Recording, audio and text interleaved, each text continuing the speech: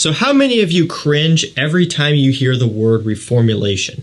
That's kind of one of those words in the fragrance community that is just, it's generally looked at as a terrible, horrible thing that almost everyone hates. Of course, you have people who don't believe in it. Then you have people who understand that it is a thing that does happen, a lot of times due to heavy restrictions that are continuously being put on the whole fragrance perfume industry.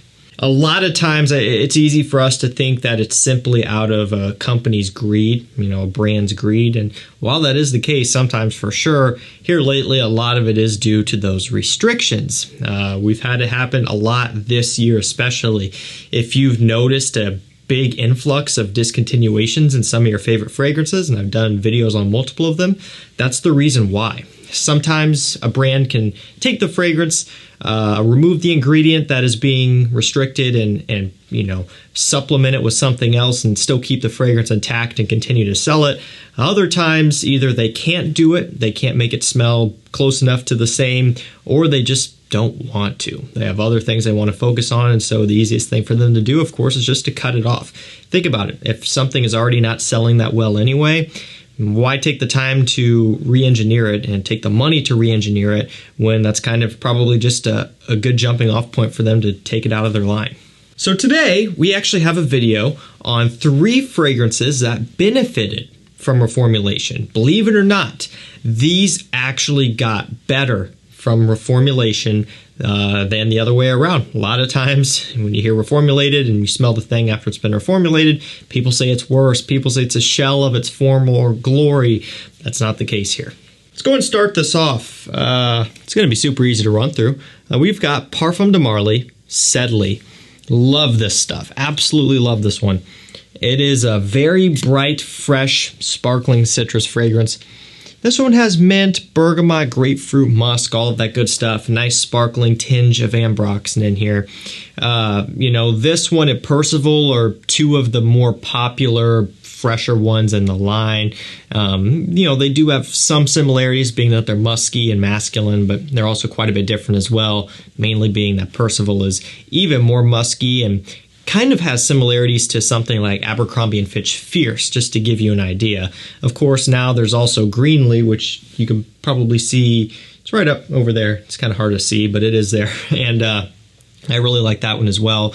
Would it surprise you if I said it's a green fragrance? Apple, all that stuff, still fresh, but, just to kind of get off that tangent there. Sedley is one that really did not do the best when it was first released, and it wasn't a scent problem, it was a performance problem.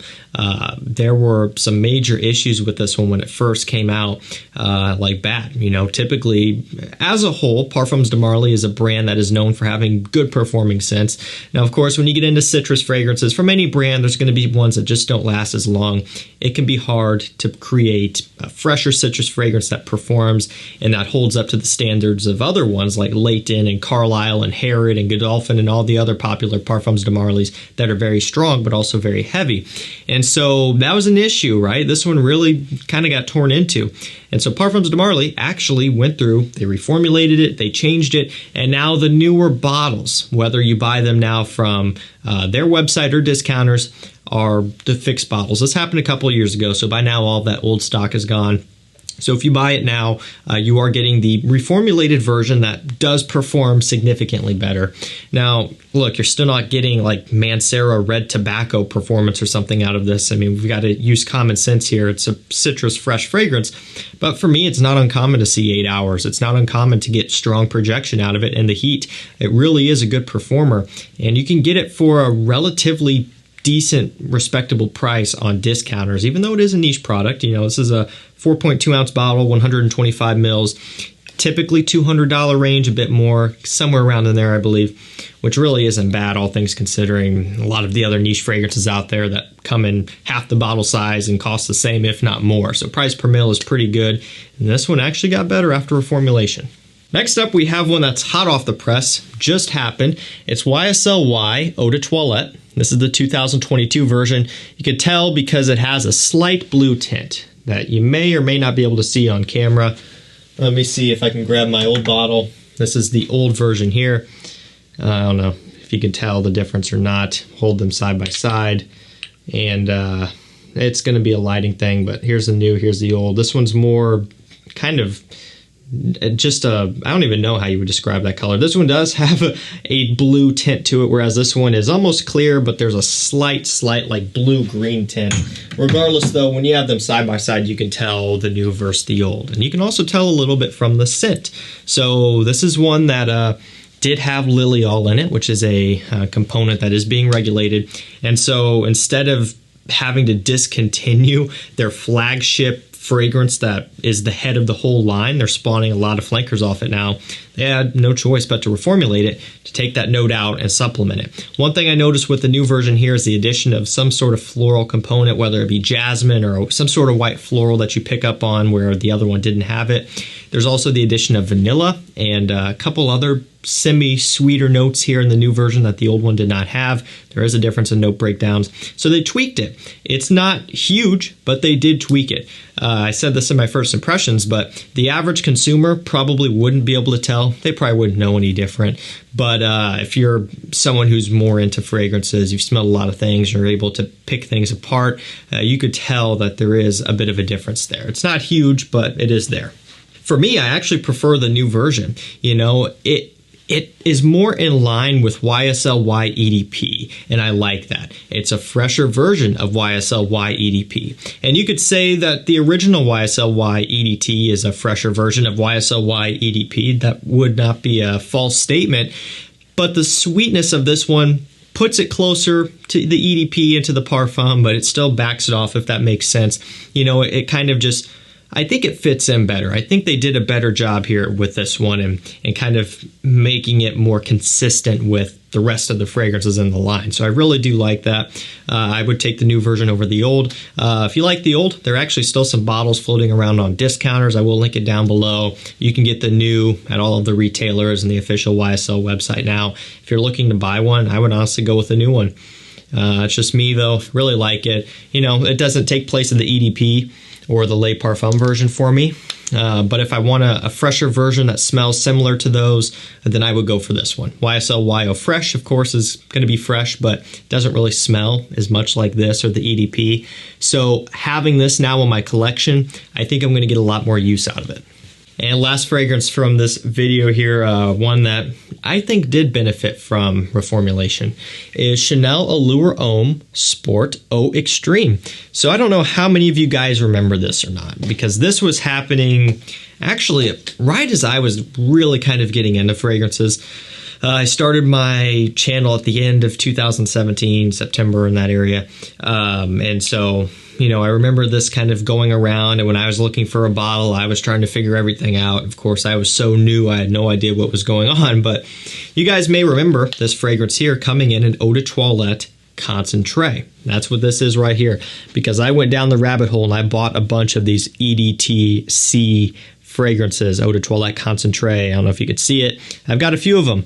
I also have the Eau de Parfum. So what ended up happening was Chanel, for whatever reason, they decided they wanted to switch over this and a few others from the line to EDPs, and I'm not sure why they did it, maybe just to make it more streamlined. I don't know for sure. But that really spawned this huge frenzy of, oh, the EDTC performs better than the new EDP, which is kind of backwards. Normally, you hear the other way around, and you think people will be excited about it, but they were freaking out over it. Oh, no, you know, the EDP, it's a shell of its former glory. People, you know, it's not as good, all of this and all that. I have multiple bottles of both concentrations, and I actually really kind of do like the EDP better.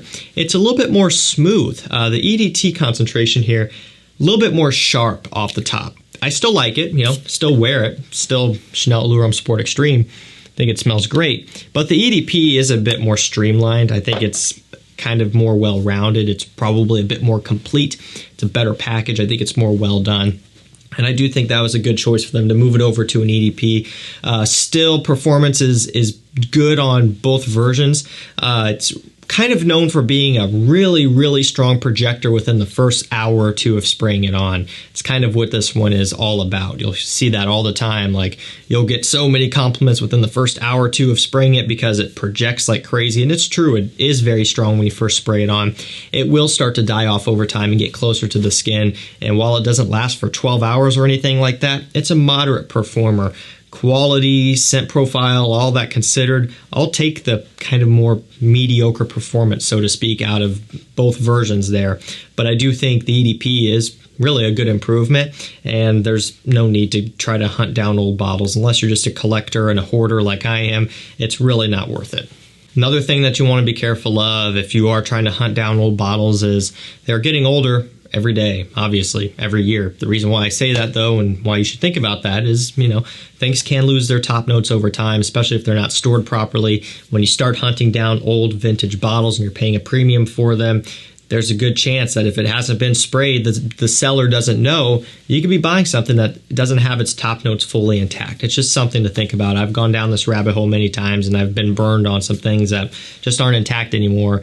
A lot of times the seller doesn't even know. They're advertising it as unsprayed, so you have a new product, and so they're not going to know, but that's just kind of how it is. All right, guys, there you go. A little bit of a more positive note here. 3 fragrances that have benefited from reformulation. A lot have completely gone downhill from it, but at least in this instance here, they did better with these. That's going to do it for me. Thank you so much for watching. Stay safe, stay healthy. We'll see you tomorrow with another one. Take care.